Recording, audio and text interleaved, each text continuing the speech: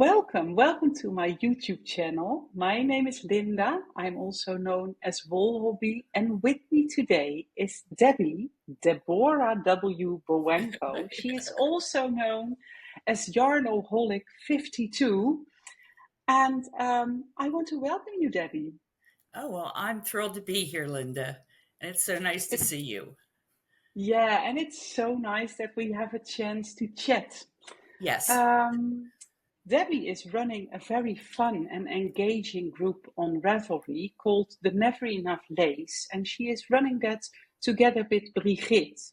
And Brigitte is the one that introduced Debbie and me to each other because Debbie has an upcoming knit-along in September, the Buds and Blooms, and I get to dye up kits for her design on the European part of the world.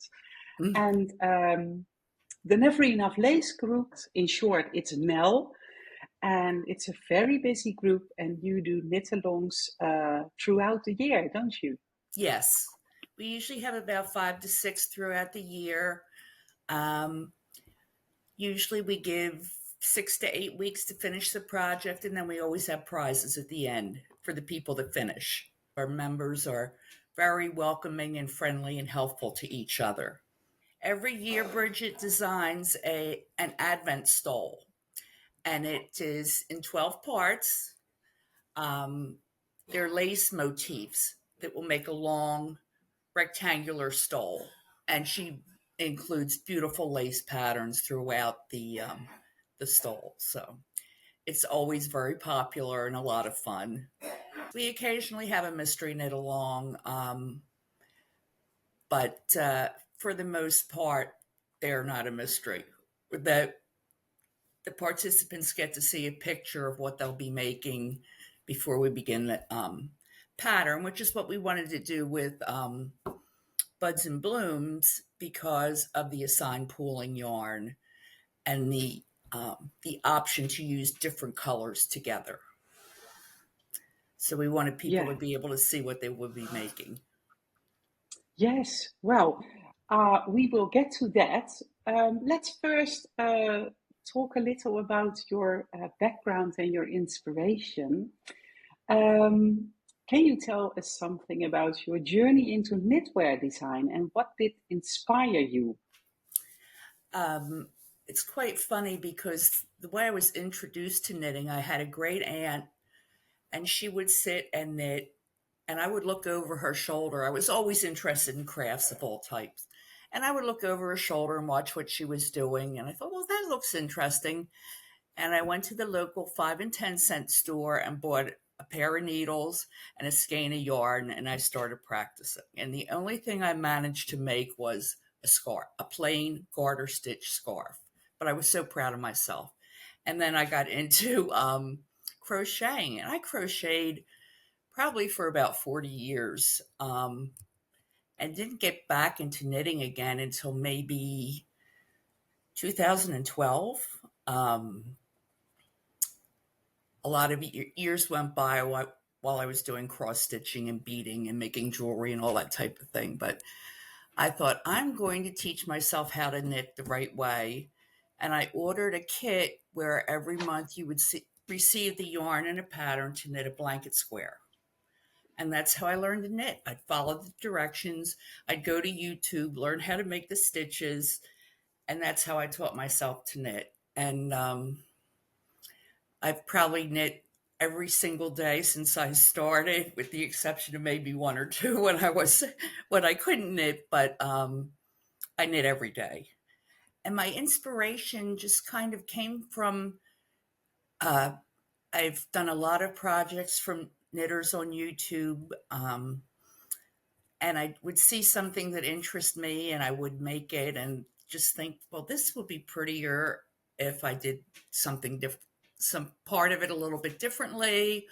Or I was into a period of time where different colors inspired me, like nautical colors, for example, blues and whites and yellows, like you would see on flags on a ship. And that was the very first pattern I designed, and that was back in 2017.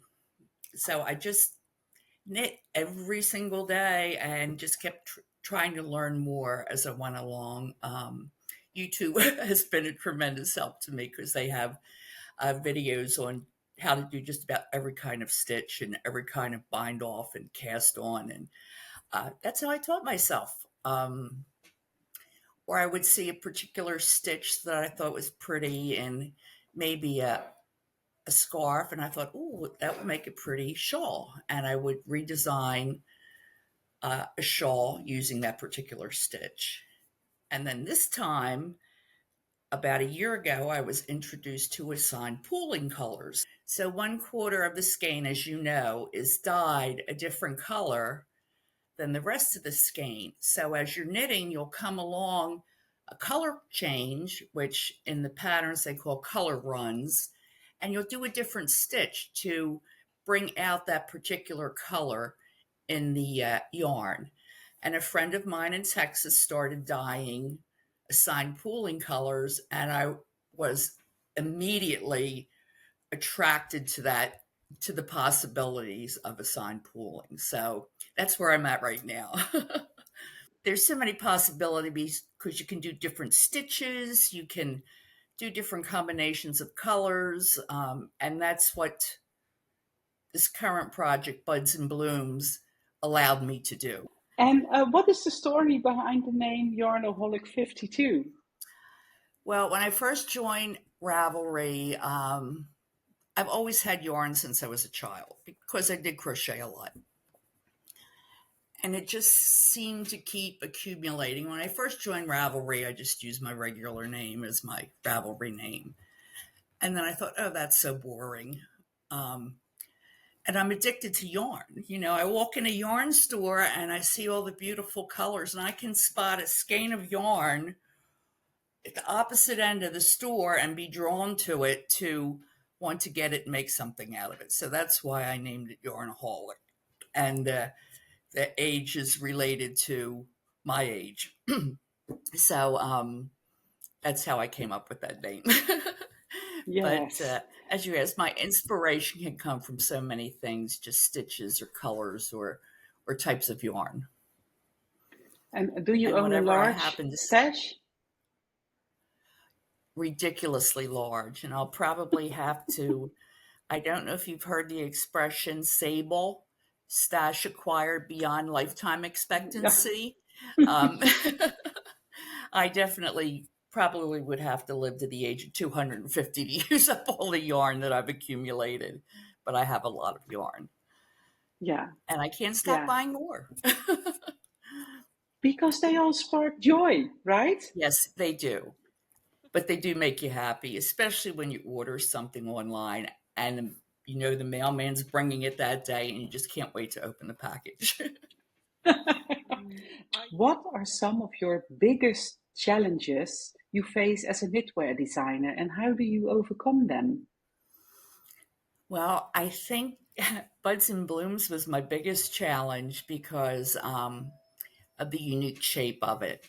And the stitches aren't difficult, but making sure everything aligned up properly. And I have to say that my sample that I have is not 100% exactly the way it will look as the pattern is written, only because, well, you've done some designing. I guess, as you know, you come across something and like, you know, I should have done this instead of what I did do, but you don't want to go back and rip it all apart. So you make adjustments as you're working along with your pattern, and so your final product ends up being exactly like you want it to look.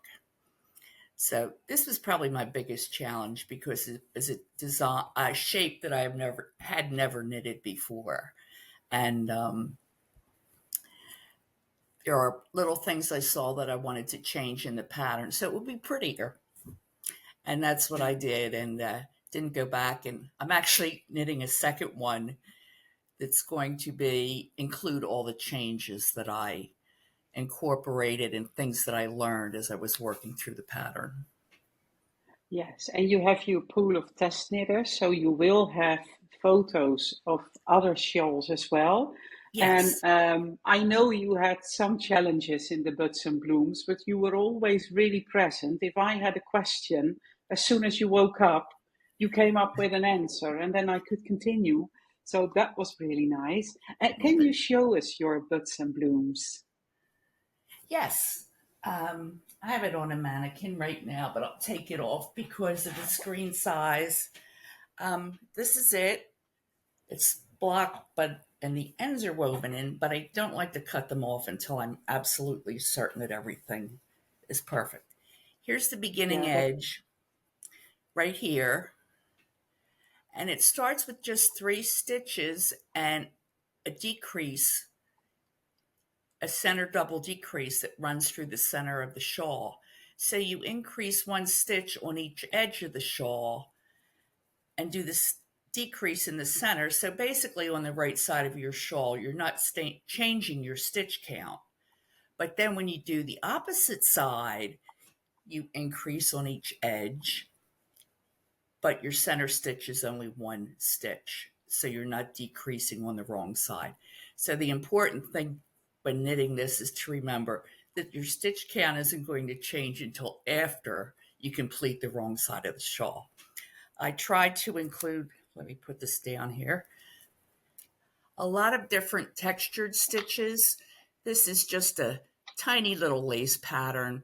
I did not do any AP knitting in this part here because there's so few stitches are on each row. And then as it grew, this is where I brought in the AP yarn. Let me see if I can hold it closer. Can you see that, Linda?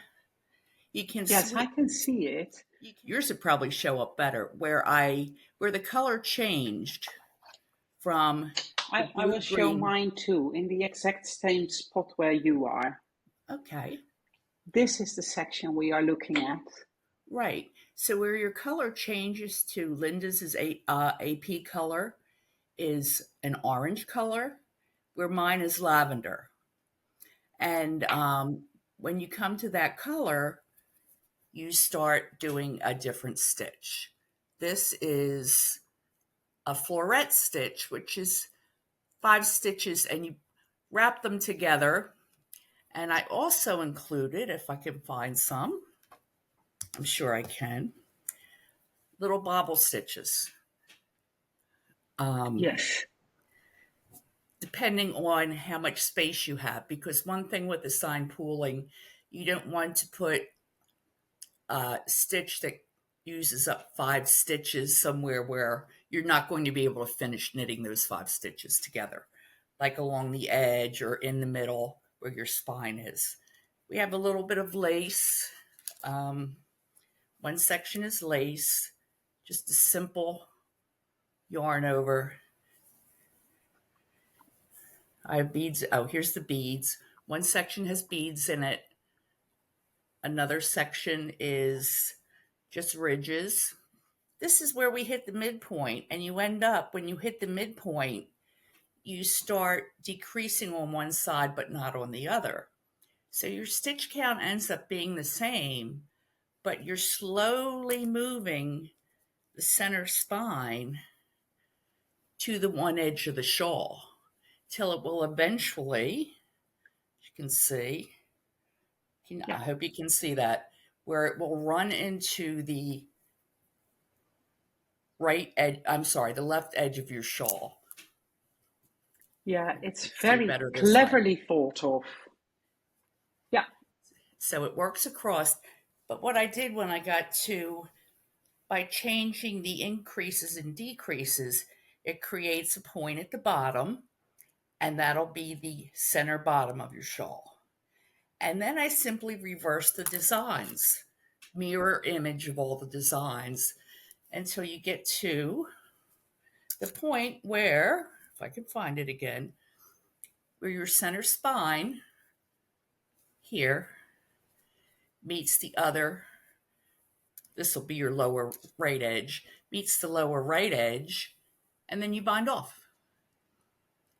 Yeah. And that creates the final point of the shawl where you have 3 points. It's a rather large shawl. It has a beautiful drape. Um, and I did keep the measurements handy. It's about 152 centimeters across the top. The right side is about 74 centimeters long, and the left edge is 150 centimeters. It has a lot of length to it, so it really fits nicely. You can wrap it around your shoulders.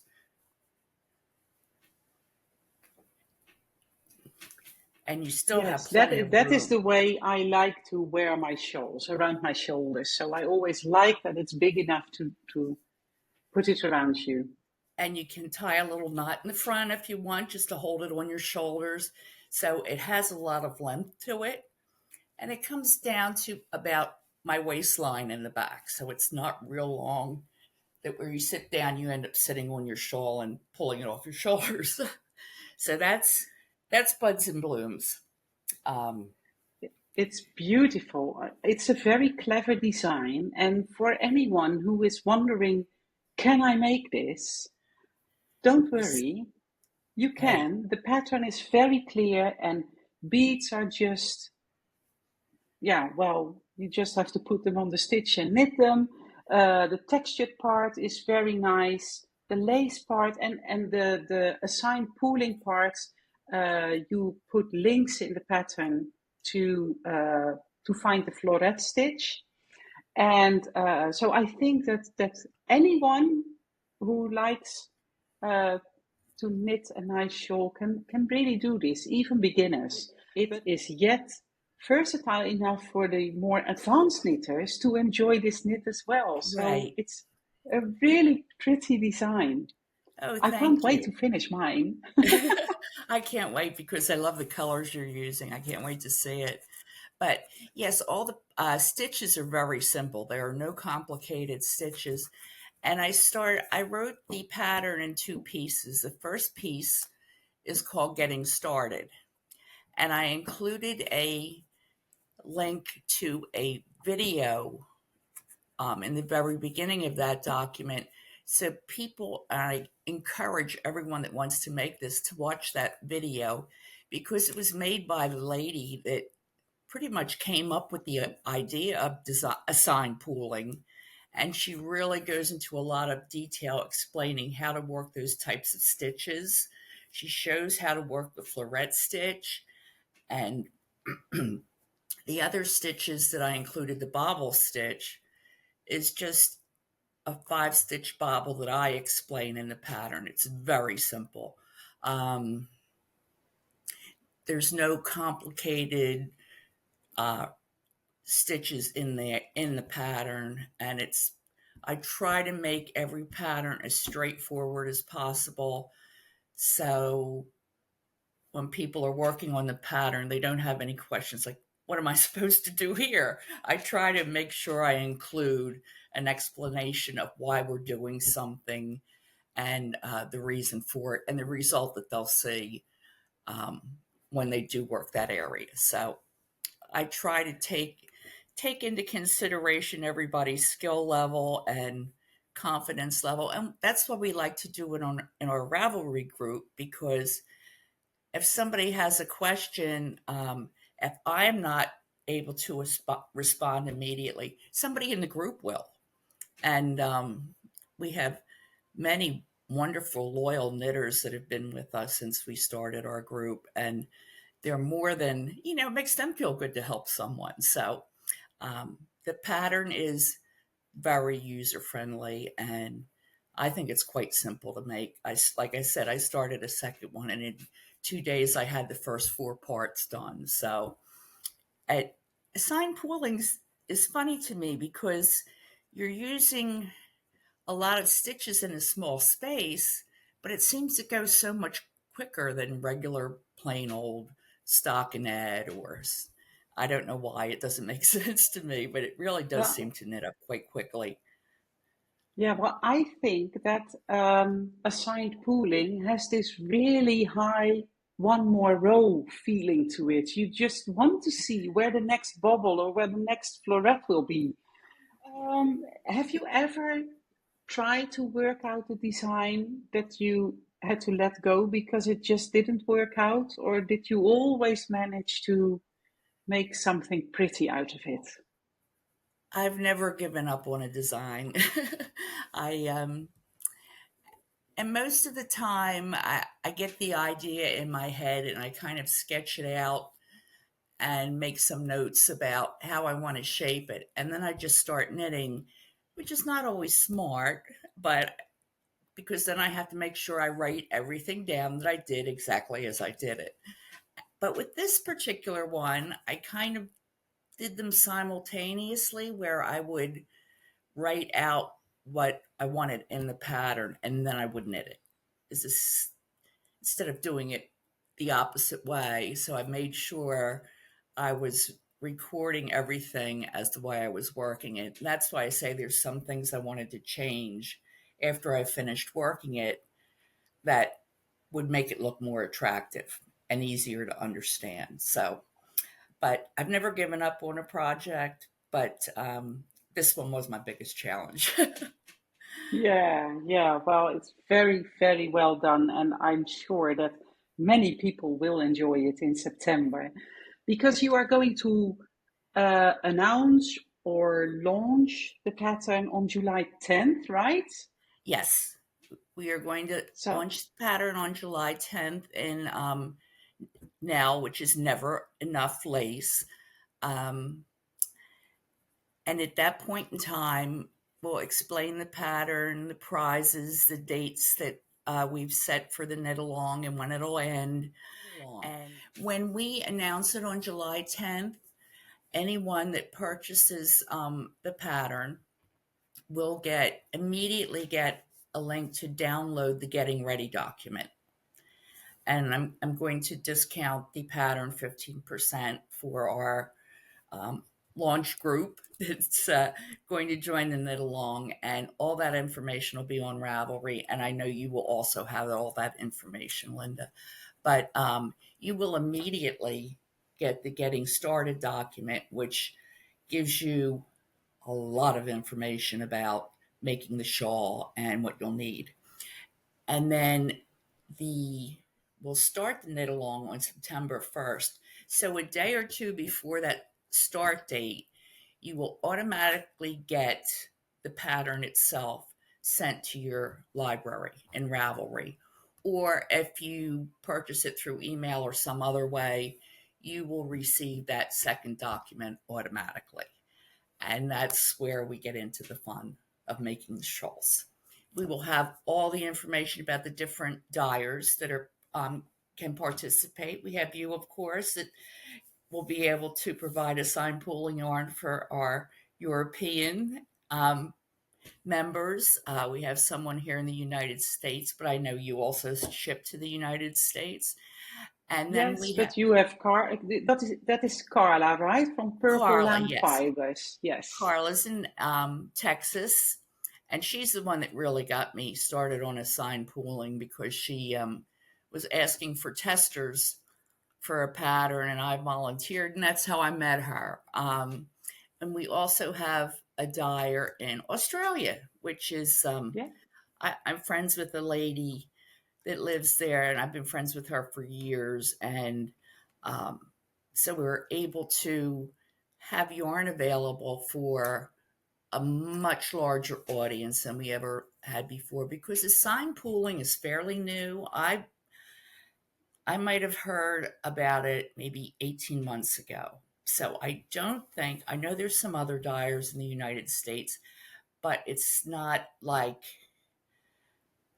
every dyer that dyes yarn dyes a sign pooling yarn. It's rather a unique um, type of yarn because it's a different method of dyeing it than what you would normally use. Do you agree with that? Yeah, it does take a lot of time and effort. I can show one of the skeins. Oh, I'm so glad you did. All mine are in cakes already. Yeah, that's pretty.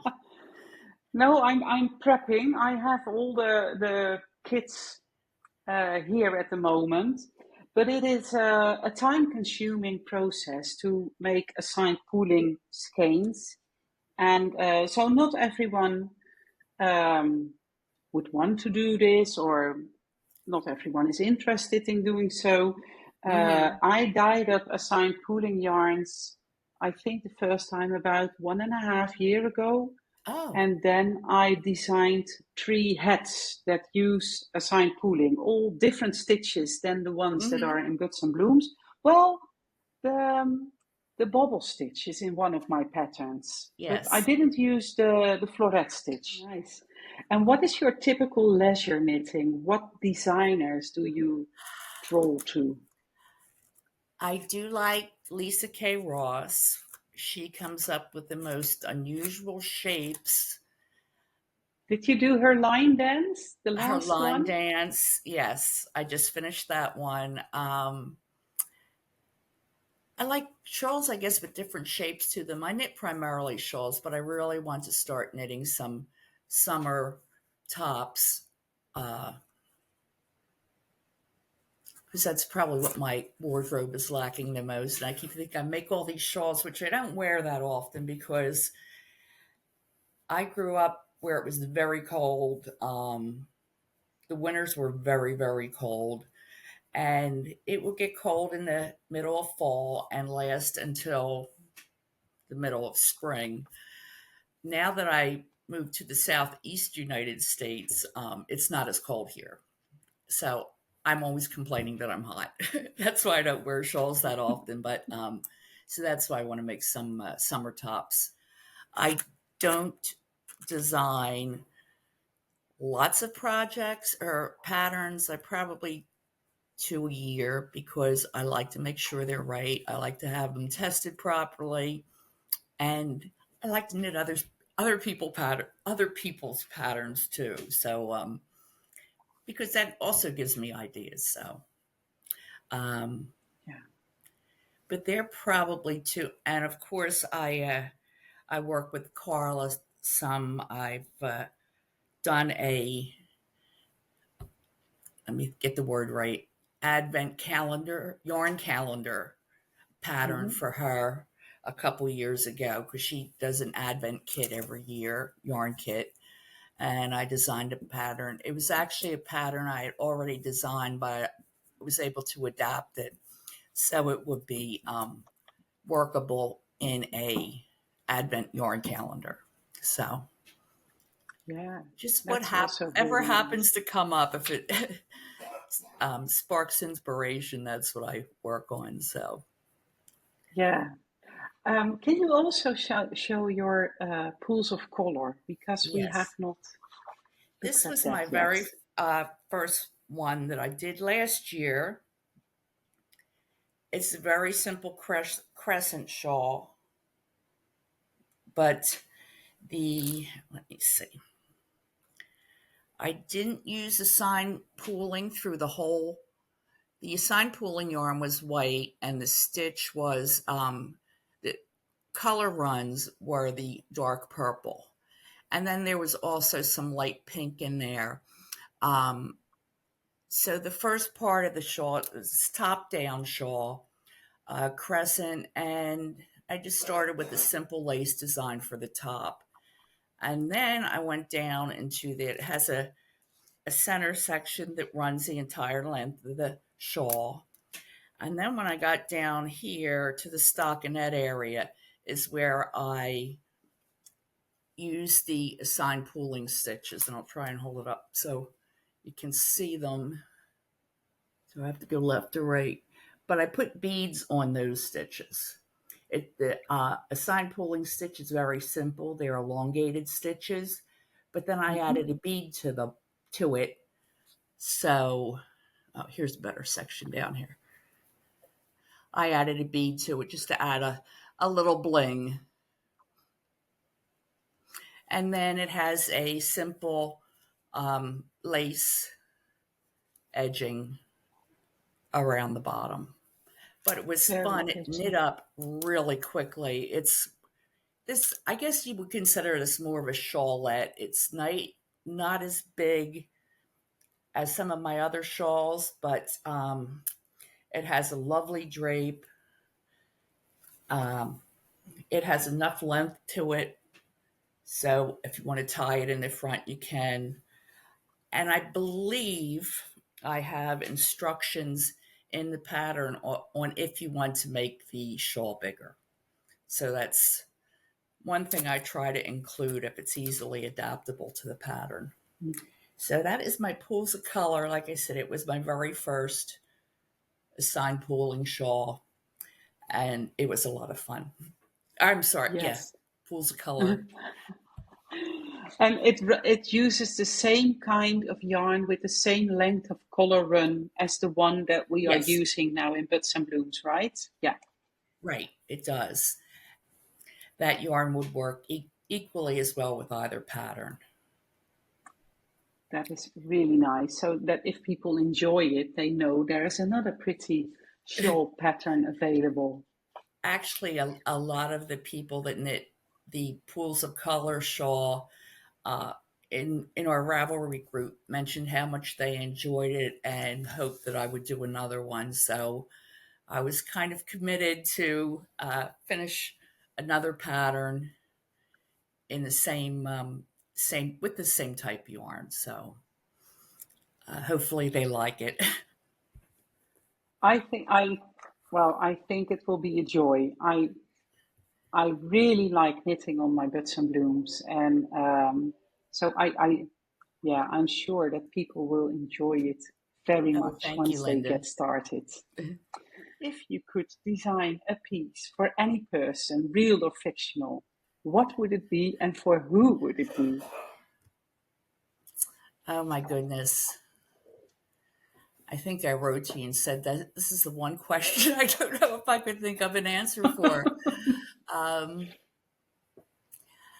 I probably had that opportunity already. Like I said, I used to live in Pennsylvania, and I had a dear friend up there who I had, uh, we had been friends for many, many, many years. And of course, when I moved to Virginia, I didn't get to see her anymore, but she subsequently got married and had a son, and her son was getting married, and she um, she goes camping a lot. So her and her husband were passing through Virginia.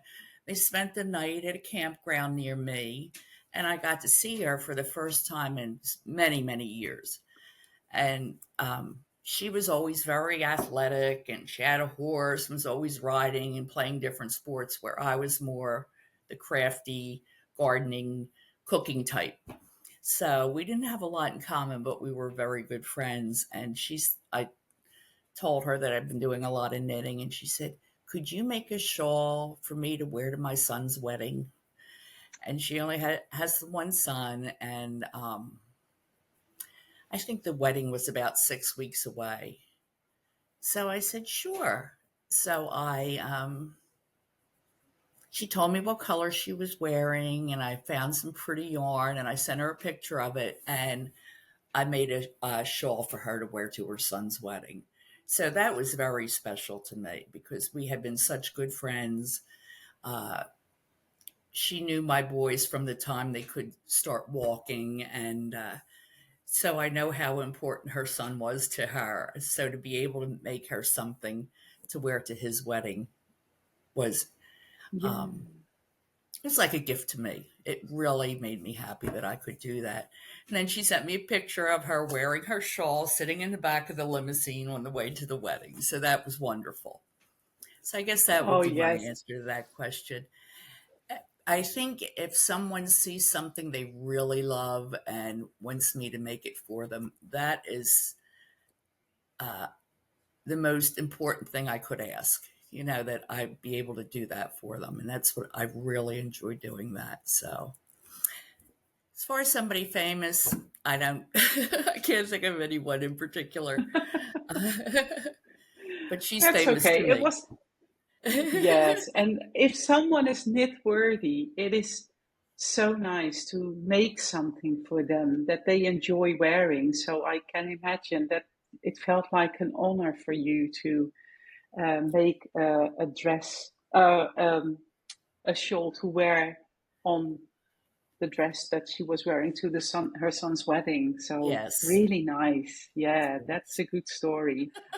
Is there anything that you would want to tell the viewers, or that you would want to ask or know? I just hope I answered everyone's questions.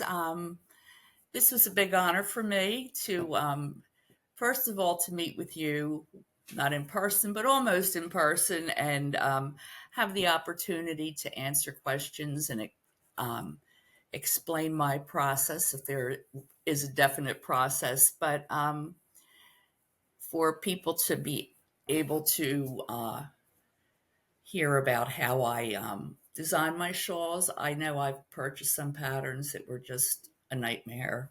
And I always vowed to myself that I wasn't going to do that. I wanted my patterns to be understandable, easy to follow, and something that they would enjoy doing. So that's what I've really strived to do in the past. I hope a lot of people like the pattern and they want to participate with us.